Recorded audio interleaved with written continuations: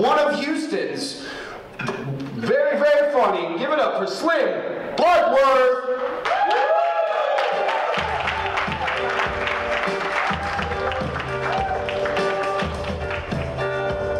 Hey everybody! I am so glad you guys came out tonight. Give yourselves a round of applause. Thank you for coming out. It's cold weather, it's just crappy, it's a Sunday night, and you guys all came out to support live comedy. That makes me feel so good. I love it. And also, give a round of applause for our announcer. That was just, didn't he sound like he was rattling off the end of a drug commercial? And the sound effects like, whoa, whoa, whoa, whoa. This is hilarious. I pretty love it. So one more round of applause for our sound guy tonight. He's working back there. Oh, ladies and gentlemen, I live here in Houston. It's always nice to come home. I don't know why we brought Boston's weather back with me. That is cold. It's beyond cold. It is. I think I have concave nipple from standing outside trying to smoke a cigarette a while ago. I thought I had a pimple on my back, and it was my nipple right back there. Full retreat. It's cold outside, and that's how you know you have an addiction. It is 27 degrees outside. And I'm out there, like a $2 crackhead, just trying to huff down a cigarette as fast as I possibly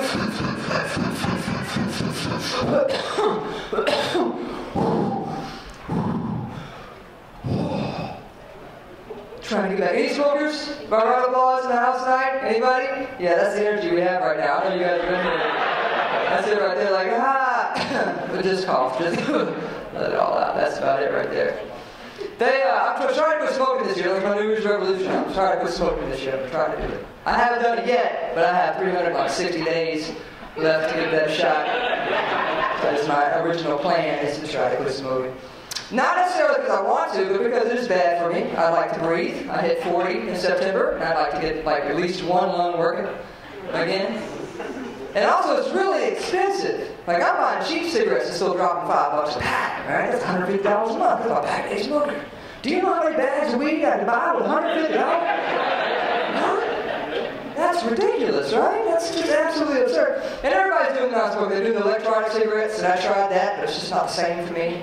I don't want to try the patch, because all my friends have done the patch. Like, they're having crazy nightmares, and I just don't want to be killing somebody in the middle of the night. I think I would have a flashback of sorts. I have history. Right? But what they really try is a lot of places are doing this thing where they're putting advertisements on cigarette boxes, you know what I mean? And they wanted to pass that here in the United States where they started putting body part images on cigarette boxes, but it didn't fly here.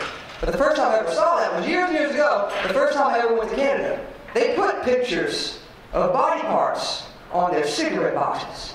There's one with the heart, for heart disease, there's one with the brain, with an aneurysm, there was one with a lung, there's one with teeth, yellow, gnarled up, Arkansas style, corn on the cob through a hurricane fence, teeth. And there's more of them smoking that went into those teeth. I'm telling you, there's some, right? But my favorite one was an erectile dysfunction message. Got a picture of a cigarette like this, right? And you can't show a smoker something like that, man, because that's going to make us nervous. And what happens when we get nervous? We smoke. Even non-smokers know that. Good plan, Canada. It's a beautiful year. My mom's birthday is coming up, so I spent some time with her. My mom will be 61 this year. Bless her heart, she made it. That was a contributing factor, because so much. I almost died young. She was going to kill me. My mom is a little on the crazy side. And when I say that, it's that my mom has always been fascinated with death. Not one of those things where somebody died and she wants to be all psychological and analytical about it. But she's been fascinated with detective novels, murder mysteries. She got into those CSI shows, the coroner's reports. And she likes those shows where they do that murder autopsy show where they cut people open and try to figure out how they died and why they died and who murdered them and stuff, like creepy, creepy stuff. Right? And it's been like that all my life, to the point now she thinks that she is qualified to tell you where a dead body could be or has been at any point in time. We could be driving past a dumpster and there's a dead body in it. If there's a garbage bag on the side of the road, it's a chunked up dead body in there. And we were driving one time, she goes, "Baby, look at that field." "What field, Mom? What you talking about?" "That field with all the little rocks in it. I bet there's a ton of dead bodies in there." "Mom, those are headstones?" That's cheating. My mother is the reason I'm scared of 90% of the dumb things that I'm terrified of. Just ridiculous, stupid things, right? I'm still afraid I'm going to accidentally lock myself into a freezer while playing hide and seek or something, right? And I'm originally from Louisiana, so really stupid things like if a turtle bites me, it won't let go until it thunders. What? Who's just running around poking a turtle in the face? Bite! Let's see what happens. Right? Or escalators. To this day, I'm terrified of escalators because when I was a kid, my mom would tell me that I had to watch my shoestrings and my pants legs to get a hold of just your mom too. Does anybody else's mom do that? Is that a crazy mom thing or is that just me? My mom would tell me, like, baby, you gotta watch that because it'll grab your pants string, it'll grab your shoelace, and it'll pull you down and it'll suck you under. Oh, like a meat grinder. Ugh. Like, Mom, that's a little bitty hole. It can't pull me down in there. She goes, baby, do you know every year how many dead children they find underneath them? Crazy. Mom's after her mind. But as we get older, I don't know if anybody else has reached this age yet, but trust me, if you have, it's coming to you. I start turning into my parents. Those things that I said I would never say, those things that I said I would never do, have left my lips without even a thought. I was sitting at the house one day talking to a friend, like, hey, you know what bothers me is these kids nowadays, ooh, oh my God, that just happened. That just left my mouth. And I continue, I meant it too, just continue. They can't read, they can't spell, they can't do anything, they can't text, they can't cross the street. Just lost my mind. I'll listen to radio stations and complain about the music. Oh, they made this song 20 years ago. Can't they make any original music? This guy ain't even singing it right. What's the matter with you? Why is all he doing is screaming? I can't understand a word this guy's saying. I'll drive through old neighborhoods where I grew up and tell my friends where things didn't used to be. Anybody pull that way yet? You're driving down the street and it's like, hey, let me show you where I grew up. Over there was that didn't used to be there. Where did they put that there, man? Well, nothing but a field. Wonder how many bodies in that field. Everybody drinking? Having a good time? I see some drinks out there. Yeah, right on. I love to drink. I do. Have had to cut a lot of alcohols out of my life over the years, though. In the decades of fights with certain liquors. Me and tequila parted ways about 10 years ago. Me and Jaeger around the same time. Me and Everclear parted ways, and I don't even remember how it happened. But I do love to drink. But I have to watch it because alcoholism runs in my family. So, if I get angry, I won't drink. If alcohol comes my way, I run the other direction. If it calls my name, I pretend like I don't hear it. But now it's getting really bad because it's calling me up and leaving messages. It's all, hey, Slim. It's Jose. Cuervo, yeah, look. Jack Bud and I are going wild turkey hunting with Captain Morgan in Long Island. Do you think you can make it? And I gotta start making things up like, oh guys, no, I'm sorry, I'm partying with Mary Jane tonight. Hang out there, oh, you just dated yourself, everybody. Yeah, you did. I was doing the show the other night, and I told that joke, there was some kid just looking at me cross-eyed like, Mary Jane, you talking about that girl on Spider-Man? Marijuana, girlfriend, you ever heard of marijuana? I'm sure you have. Big talk now because Colorado legalized it, man. It was all over the news, all over the news. And news act like they were surprised. Colorado legalizes marijuana. $10,000 sold an hour, $1 million in a day. Oh, we are all so surprised. Really? Really? That's not surprising. Not surprising. You really thought that there weren't that many people who would hightail it over there and smoke pot? You know how many people smoke pot? Everybody smokes pot. Even the people that say they don't smoke pot, smoke pot. And now that it's legal, they're smoking more than they used to. Colorado legalized. Please, did you ever hear that John Denver song, Rocky Mountain High? Come on. It happened, right? But what kills me is I love marijuana. I love to smoke marijuana. It keeps me from killing people. You can't be that mad when you're high. Yeah? The worst you're going to get is relax. Just calm down, man. You're killing my buzz. That's the worst you're going to get. But I hate our anti-drug commercials. You know what I'm talking about? Marijuana's a gateway drug. Oh. Marijuana gets you raped. Whoa. Whoa. Whoa. I've never known a pothead to leave the sofa. Man, why do they always want to make it sound like we're some sort of cracked out terrorist? I'm harmless when I'm high. I'm basically autistic when I'm high. Only thing I'm raping is pizza.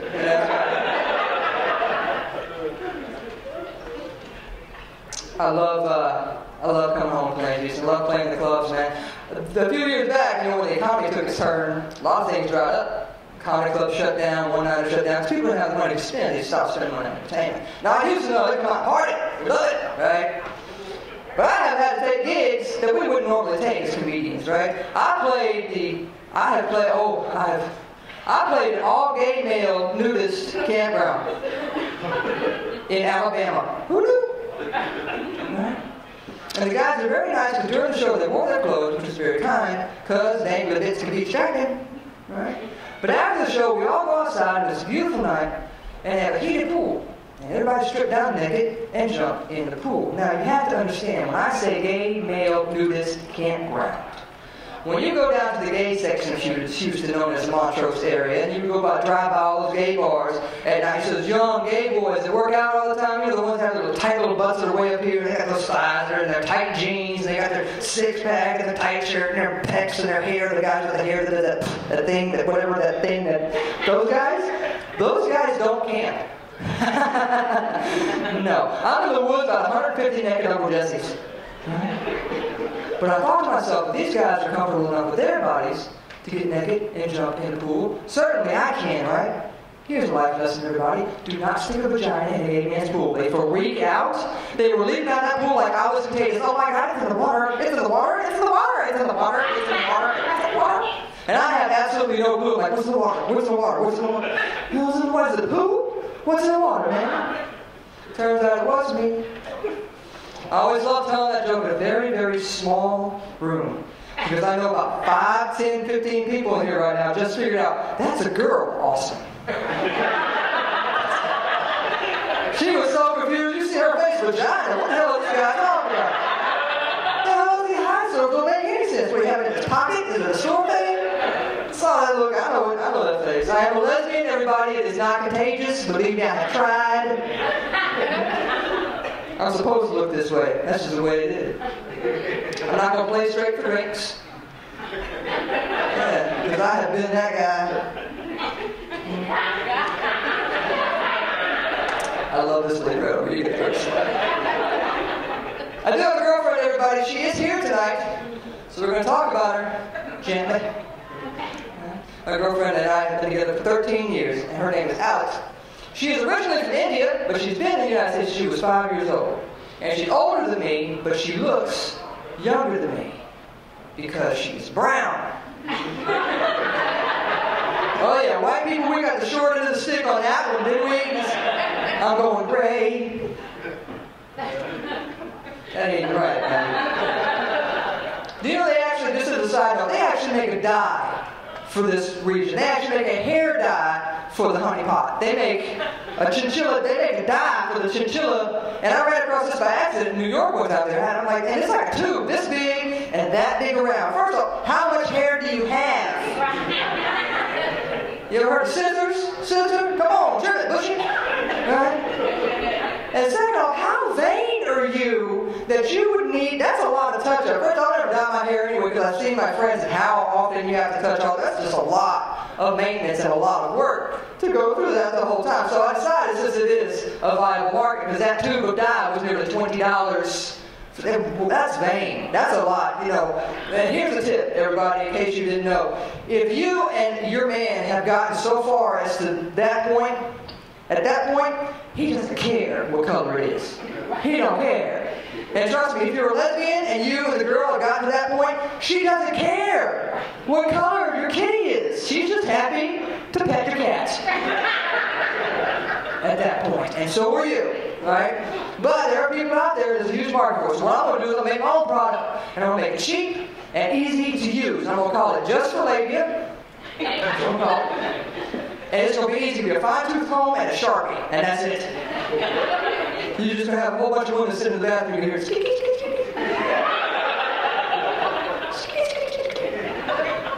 squeak, squeak. Good times, man. But my girlfriend, we've been together for so long, every once in a while, like we live here in Houston, I go all over the world, big cities, small towns, whatever it is. We're together so long, in Houston, nobody cares if they see a gay couple or a lesbian couple or whatever it is. It's not that people don't look at us, but they're just not going to come and run us over with a car. They're more like, oh, hey, lesbians. Well, all right, they move on with their day. But sometimes I'll take her on tour with me to some of these backwoods, small towns in Podunk, Arkansas, somewhere, you know what I mean? And I'll be walking down the street and I forget where I am. And I'll reach out and I'll grab her hand, and you should see the look on some of these people's faces. Oh my God, what's that old white guy doing with that little black boy?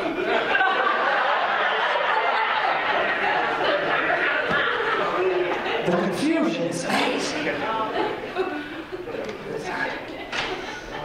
Oh, marijuana. Couldn't believe they really know what Mary Jane was. Well, how thrown off was that? Did you never see half-baked? Come on.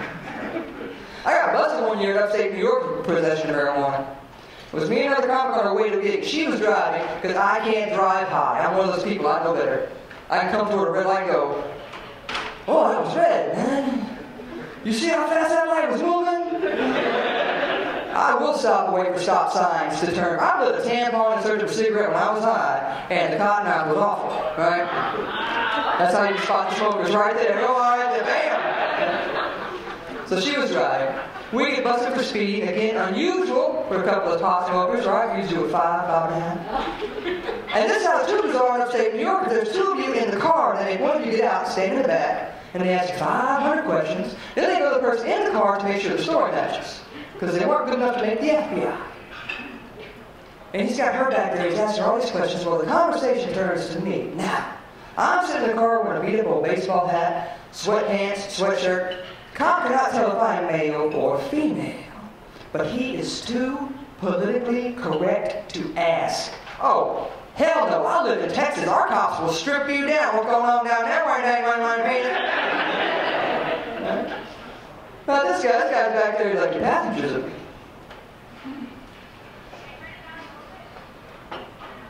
Your passengers... And she ain't helping him at all, right? Your passenger's name is... She goes, Slim, cop is pissed.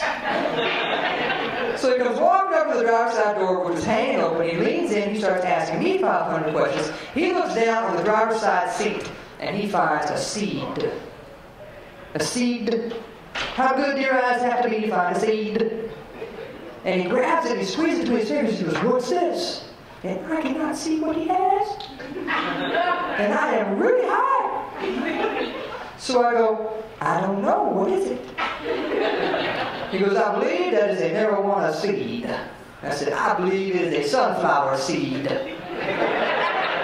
thought we were playing a game. No. He goes, no, that's a marijuana seed. I said, well, what kind of marijuana seed is it? Because I figured you don't know what I am, you don't know what that is, right? That's called pot logic, everybody. Rookie, and obviously not a pot smoker. The dude does this, he goes,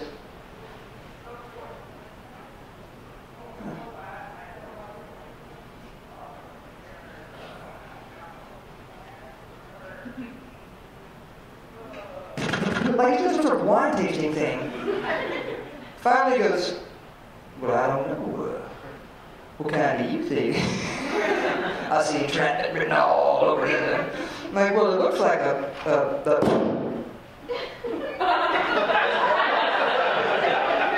don't see a thing, copper. Maybe that was it. Ladies and gentlemen, you guys ready to keep this comedy show smoking? First things first, welcome to the homegrown showcase right here at the Houston Improv. What you're seeing tonight is some of Houston's hottest talent. Houston has a history of being known for developing their comedic talent, and a lot of the finest comedians in the country have come right out of the city, and what you see tonight is absolutely no exception. Your next comic coming up to the stage is one of my personal favorites. You're going to really love him. He's been all over the world, lived in Los Angeles for a while, and found out he'd much rather be at home here in Houston. So please give it up for Mr. Alan Adams.